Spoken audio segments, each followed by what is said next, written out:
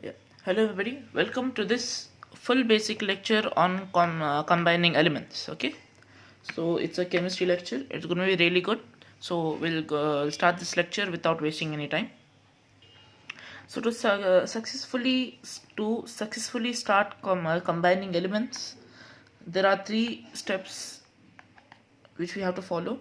First one is symbols, second one is valency, third one is crisscross. So let's start with symbols first. So this is meant for 7th grade and 8th grade people. Usually in most of the students in 7th and 8th grade, they must be familiar with symbols, and most of them will also know most of the symbols in the periodic table. Okay, so to learn about symbols, most of them will already know about symbols, but I'll just quickly go through it. So each element here is identified by a short version of it or an abbreviation, such as a letter, two letters sometimes. These are of different types. You have hydrogen here, which is of the first letter here. Oxygen is also the same. But you can see calcium here. We have an element, it's called carbon. For carbon we have C over here. So but also calcium also starts with C. So what do? We take this C from calcium and then the other A. So the symbol of calcium is Ca, like that. So it can also be two letters at times. Copper here, it starts with C and it's a O next to it. We have an element called cobalt, which starts with CO, so its symbol is automatically CO. But here, since both C and CO are taken, copper gets a different thing. It is Cu. So does potassium. Potassium, there is P, and all the other things are already taken, so it gets K. I'll tell you how does that come in a moment. So what I was telling, why do these have different names? So their English names are copper and potassium, but their Latin names are different. You have cuprum and kalium, which is not the same as their English name. Also, these letters are already taken, so we use Cu and K. Get it? That's why we use this kind of things. Okay. Now if you're not familiar with the elements, you have got to memorize the periodic table so that you understand all the elements. Here is a preview of the periodic table. You can pause it right now, take a screenshot and then resume back. This is the long version of periodic table. So these are all the elements here. Back over here. Next we are discussing about valency. Valency is nothing else but the combining capacity of an element. So now I'll go detailedly into valency. You can skip the video if you want, if you don't want to learn that detailedly about valency. Okay, so here you have valency. This is a model of an atom. So you have the nucleus here. Nucleus consists of protons and neutrons. But where are the electrons? Electrons are revolving in these shells or orbits. I'll go with an example of calcium. So this is the electronic configuration that I'll teach you in a later video. That's how you understand how many electrons are present in each shell.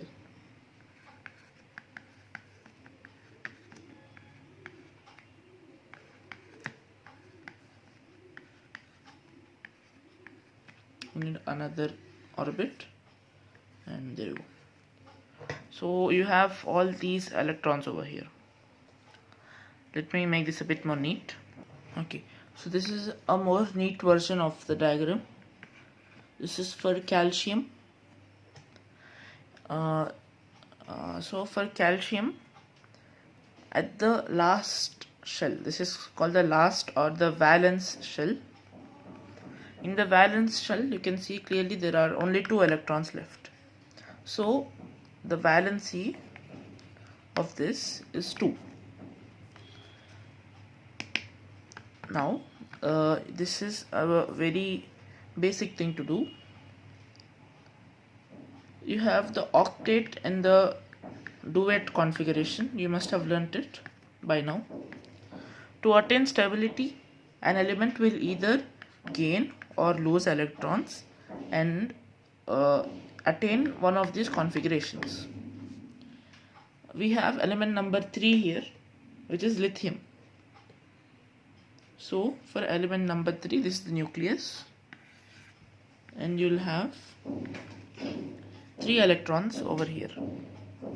So it will lose 1 electron and gain stability or come into a configuration. So now it has only 2, so it's duet. In the same way, we have the second element, which is helium. Okay, we'll not go with helium. Let's go with hydrogen. Hydrogen has only one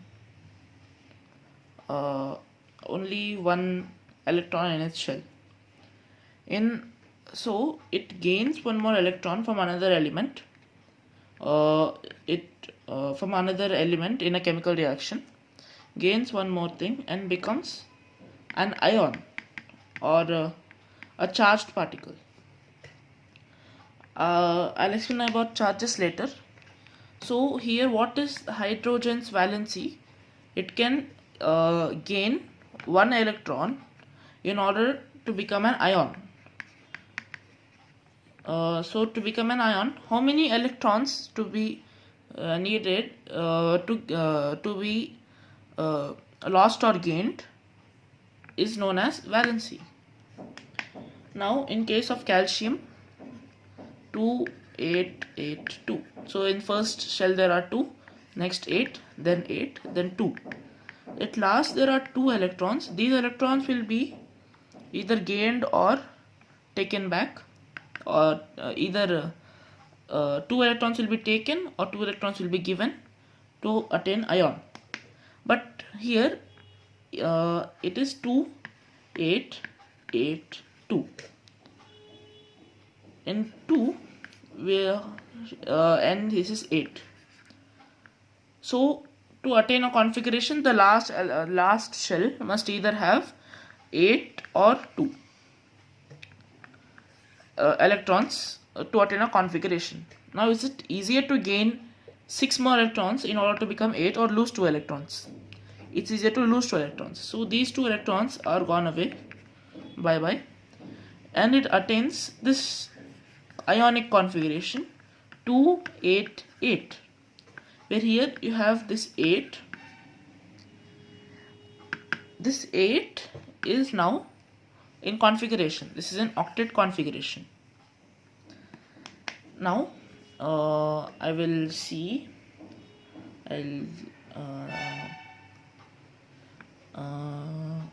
Okay, so that's about valency. So now if calcium is losing 2 electrons, what's going to be its valency? 2. And as for charges, as it's losing, it will gain positive charge, but that's for later. So we discussed about valency as well. I'll give you one more example for valency and we'll be on our merry way. We are discussing about magnesium, Mg. So its atomic number is 12. We have 2 on the first shell, 8, then 2. This 2 is in the valence shell. It these two, it loses the 2 electrons and then attains octet configuration. So this octet configuration is the ionic configuration of magnesium. It loses 2, so it is Mg2 plus. The plus is not necessary here, so Mg2. Okay. So this lecture is going to get very long and boring. So I'll quickly end this up by teaching you the thing you have been waiting the most for. That is crisscross. Crisscross is the key to attain combination of elements. Now let me get you a few elements. One of my favorite elements to choose during crisscross is aluminium, but I'll give you a few examples. Going back to valency, we know what is aluminium's valency. So what is aluminium's valency? How many valence electrons are there at the last shell? So that's 3 valence electrons. So automatically the valency of aluminum will be Al3. And now I'll give you another thing. I'll give you like there is one element, it's called an oxide. So oxide is nothing but oxygen attaining a certain charge. I'll teach you about charges and specifically oxides a bit later. So this oxygen has, you know about oxygen, it's the 8th element. So oxygen, so guess what's it? So it is 2 6 together 8. It's electronic configuration. It has 6 electrons. It is valence shell. So it gains 2 more electrons and becomes 2 8. So 2. Now we are discussing Al3O2. You all remember what is O2? So CO2 and all that. From there you remember O2, right? What I'm going to do in combining this is I'm going to crisscross them. What you're going to do here now is not just do this. You're going to interchange the valency of them. So here it is O2, but it becomes O3. Valency gets interchanged. Here it is Al3, but here it gets Al2. So now you write these things down. So O3 Al2. You combined and created your first compound. If this is your first time listening it, you have created your first compound. I'll give you another example. This time we're going to do something different. I'll take a compound and an element and try to combine them. So I'm going to take arsenic, As, whose valency is 3. So either you can learn the valencies like I do, you have to put the electronic configuration, do everything, or else you can just memorize them and use them when you're doing chemical reactions. But valencies are really important. If you're disappointed that you have to learn valency now, sorry, but valencies are really important if you want to do this. Okay, just don't disappoint. Try to do something, try to memorize valencies and all. If you're at the last point, you're watching this during exams, we cannot do anything. So yeah, A is 3, and then you will have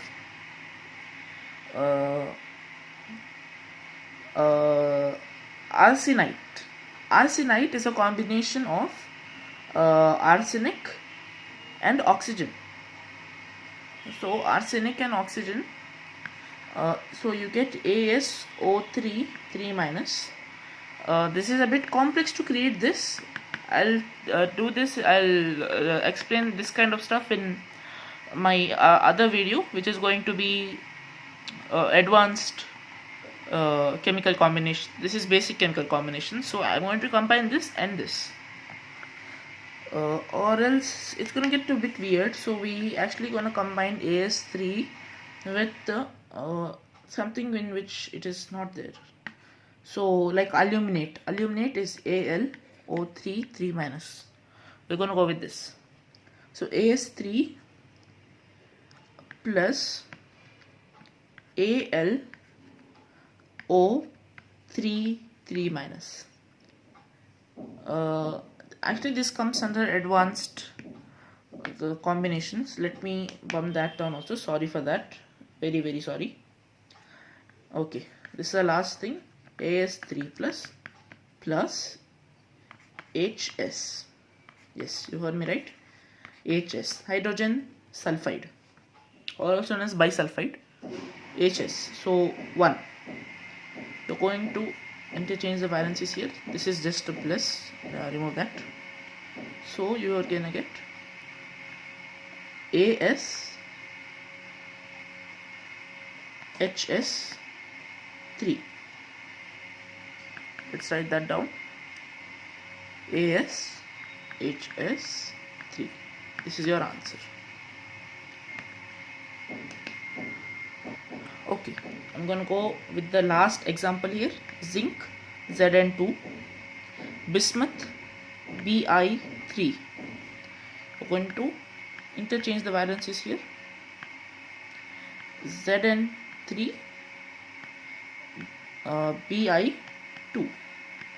So at last what you get? Zn3 Bi2. This is your answer. Zn3 Bi2. So I've given you 3 examples. So it's a very sophisticated lecture on my, at least what I believe.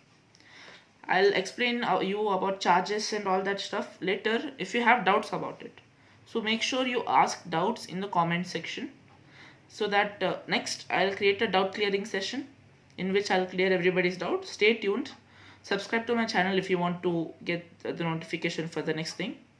So I'm going to conclude this lecture by congratulating all of you for creating your very first few compounds. Also, make sure you tune in for the next videos. I'm going to explain advanced combination as well. And also the next video, the latest next video, will be doubt clearing session for this video. It's going to be a short 5-minute video where I'll be clearing doubts for all of you. So thank you for watching the video till the end without doing something else. So okay, please, thank you all. Subscribe to my channel. Goodbye.